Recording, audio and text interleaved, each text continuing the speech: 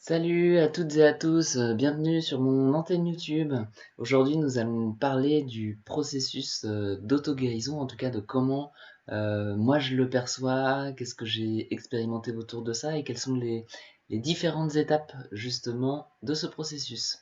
Alors quand je parle d'auto-guérison, je parle de débloquer certaines tensions dans le corps, débloquer des blocages énergétiques, débloquer des maladies. C'est un spectre très large. Quotidiennement, moi en tout cas, j'expérimente vraiment la détente des tensions musculaires. Et donc c'est quelque chose que j'apprécie, que je m'amuse à faire en tout cas. Et donc c'est surtout pour moi ce terreau-là qui est très fertile pour établir ce processus dont je vais vous parler à travers les différentes étapes. Alors, la première étape de ce processus est pour moi une étape clé qui est l'étape de conscience. Je prends l'exemple par exemple d'une tension, d'une tension physique que je peux avoir par exemple au niveau du cou, au niveau des trapèzes. Si j'en ai pas conscience, si je la mets pas en lumière, si j'observe pas à l'intérieur de moi qu'il y a une tension, alors je peux pas agir et du coup je peux pas continuer le processus. Donc voilà, la première étape est l'étape de conscience. Alors pour ce faire, une petite expérience que j'ai envie de vous partager, c'est parfois ces tensions physiques-là peuvent arriver au moment d'être dans une action. Au moment d'être dans l'action, on est dans l'action, on est en train de faire quelque chose, et là, après l'action, on sent que ah mince, j'ai mal quelque part. C'est intéressant, en tout cas pour moi, j'ai observé le fait de mettre par exemple un timer, un rappel sur notre téléphone. Par exemple, si on fait une action toute la matinée, on doit travailler pendant 4 heures, ben, toutes les heures, mettre un petit timing, ou toutes les 2 heures, pour nous rappeler d'être à l'écoute de qu'est-ce qui se passe à l'intérieur de moi, dans mon corps. Et là, je vous invite à faire l'expérience justement de ce scan corporel, cette écoute corporelle. Et donc c'est pas obligé, c'est pas obligatoirement d'avoir de vous poser, d'avoir un tapis de yoga, d'avoir quelque chose. On peut le faire, ça on peut le faire n'importe où. Et c'est ça qui est génial, c'est qu'il est possible vraiment de l'aborder debout, de l'aborder dans une situation de travail, de l'aborder pendant le jardinage, pendant le fait de faire du ménage par exemple. Et donc je vous invite à tourner les yeux à l'intérieur de vous. Vous pouvez fermer les yeux. Au début, c'est intéressant de fermer les yeux. Après, on peut le faire un peu plus facilement sans fermer les yeux. Et juste d'être à l'écoute de chaque partie. Alors, dans un premier temps, on peut cibler chaque partie, les pieds, les mollets, comme parfois ce qu'on peut faire dans les automassages inspirés. Soit faire de cette manière-là, soit juste se dire, ok, est-ce que je sens, est-ce que quelque chose m'apparaît? Est-ce que quelque chose m'apparaît dans mon corps qui est important, un endroit où il est important que je mette de la conscience dessus. Juste un instant. Si rien n'apparaît, c'est ok, il n'y a pas de souci. S'il y a quelque chose qui apparaît, c'est juste, ah là, j'ai quelque chose à ajuster, et du coup, on va voir la suite du processus.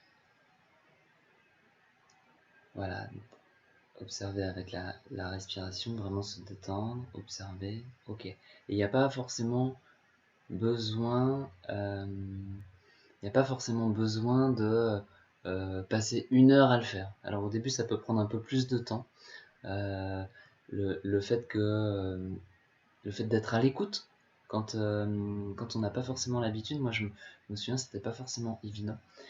Et après, ce qui se passe, c'est que au bout d'un certain temps, il n'y a plus besoin de mettre justement ce timer, ce réveil pour justement mettre notre conscience dans notre corps.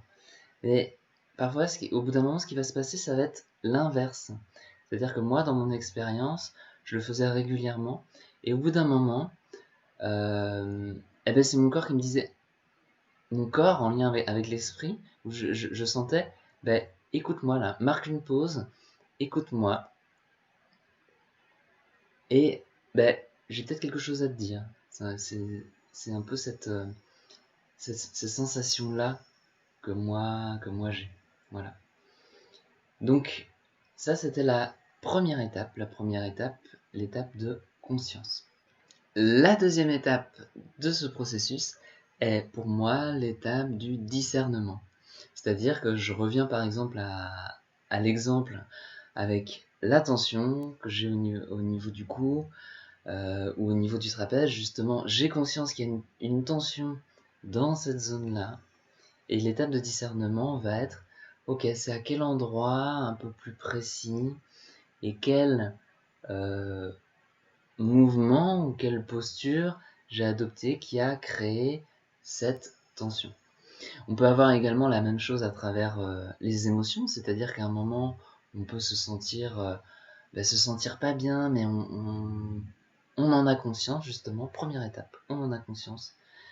Deuxième étape, discerner quelles sont les émotions présentes, parce qu'il peut y en avoir plusieurs, quelles sont les émotions à l'intérieur de moi.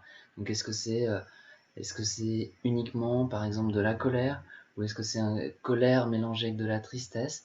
On va dénouer dans cette étape ce que l'on a mis en conscience dans la première étape. Et la troisième étape de ce processus est pour moi l'étape d'action.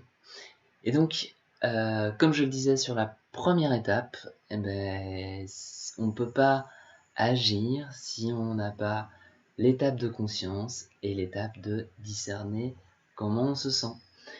Donc, dans cette étape-là, on va retrouver plusieurs plans. C'est-à-dire qu'on peut agir sur plusieurs plans en même temps.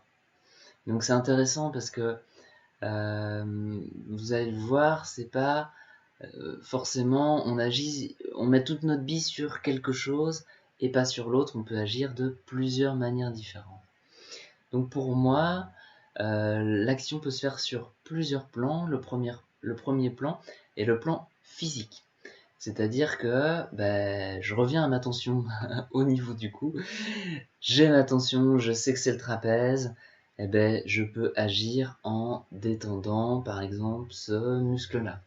Donc je connais des exercices, je vais me renseigner sur des exercices ou je vais consulter quelqu'un qui va me donner des exercices sur le plan physique.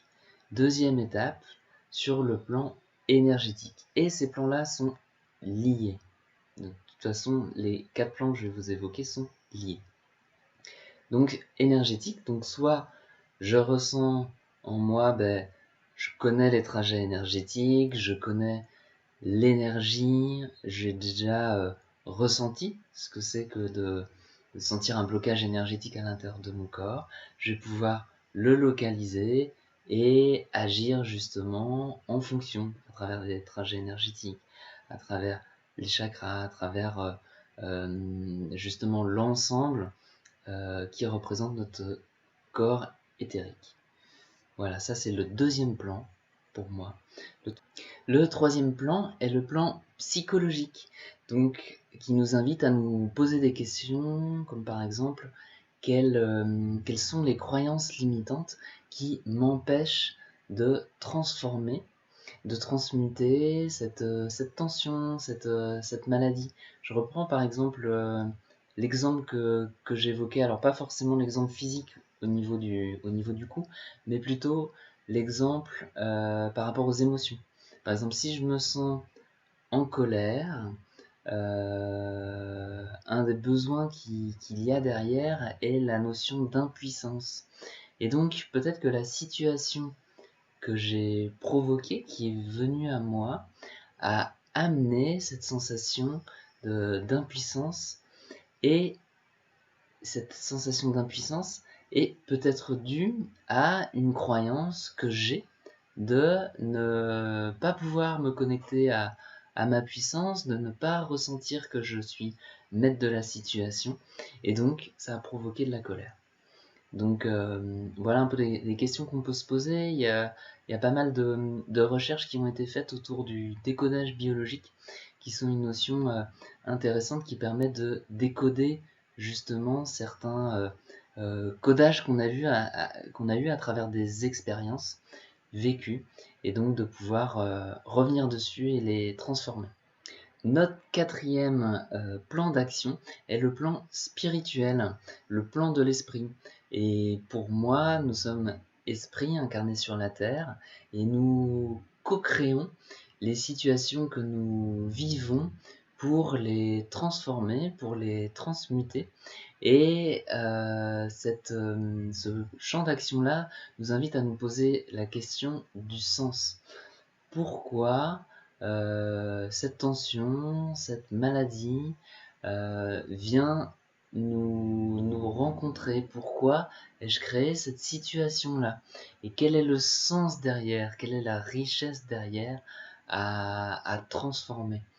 Et donc, on peut, dans cette action-là, demander à l'esprit que nous sommes, demander certains signes, demander des situations transformatrices pour justement ouvrir des portes, avoir des clés pour ouvrir des portes et accéder à l'auto-guérison qui se fait étape par étape. Et on voit bien que tant que les 2 premières étapes de conscience et de discernement ne sont pas vécues, il est compliqué d'agir à travers ces 4 plans évoqués, et donc chaque étape est véritablement importante. Et donc nous voyons bien que dans ce processus, les 4 plans d'action sont vécus à la fois de manière unique, donc c'est individuel en fonction de ce que chacun vit, ce que chacun ressent à l'intérieur de lui, et que ces plans d'action ne sont pas séparés. C'est-à-dire que on peut agir à travers ces quatre champs-là pour justement avoir les clés en nous d'auto-guérison. Voilà, je suis heureux en tout cas de vous partager l'ensemble des étapes de ce processus-là qui est pour moi basé en tout cas sur mon expérience. Je rappelle que chacun est souverain de lui et de savoir ce qui est juste pour lui dans ce processus-là et de ce qui fait vibrer en vous. Si cette vidéo vous a plu, n'hésitez pas à mettre des pouces, à vous abonner, comme ça vous serez notifié de l'ensemble des vidéos que je partage. Et je vous dis à bientôt pour de nouvelles aventures, pour de nouvelles vidéos.